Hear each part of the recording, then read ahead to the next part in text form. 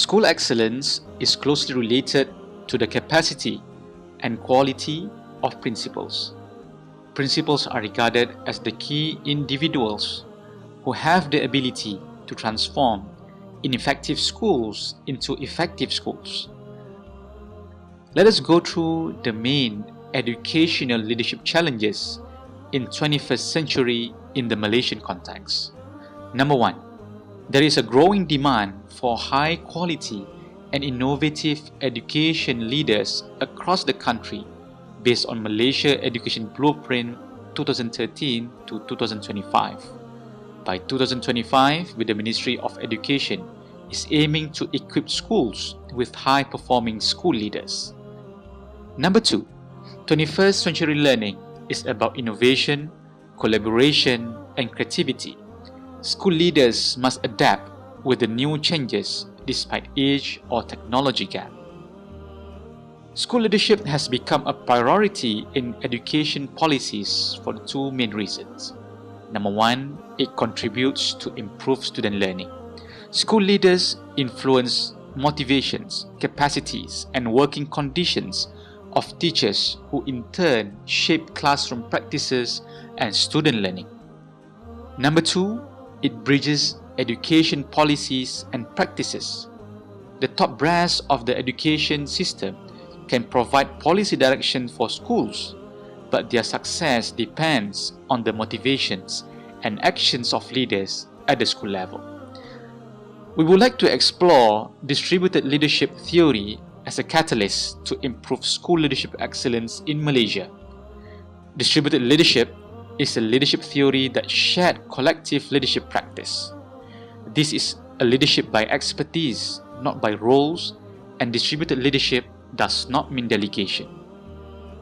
Distributed leadership theory involves a bigger picture because it views the sharing of leadership as important to maximize the impact in the organization. There is no attitude that the leader knows everything. Let's go in a bit more detail on distributed leadership. Number 1. Distributed leadership is a collective leadership responsibility rather than top-down authority. It is constructed through shared action and interaction. Number 2. Distributed leadership implies the involvement of the many rather than the few in leadership tasks. It is premised on a collective approach to capacity building in schools. And number 3. Distributed leadership offers an alternative perspective on leaders and leading in schools. It offers those who work within school environment a different way of thinking about leadership practice. There is a concern whether in distributed leadership practice there will be emergence of redundant leaders. This is not true because of a number of reasons. The first reason, distributed leadership is not an instant remedy of school leadership problems. But if there is to be a sustainable school improvements, school needs to increase their intellectual and leadership capacities, and distributed leadership is a valuable way of increasing those aspects. Reason number 2, distributed leadership does not make leaders redundant because it actually gives them the responsibility for engaging others in the emotional work of building collaborative, trusting relationships. And number 3, this emotionally engaged working condition of building collaborative, trusting relationships is essential if innovation is to be accomplished.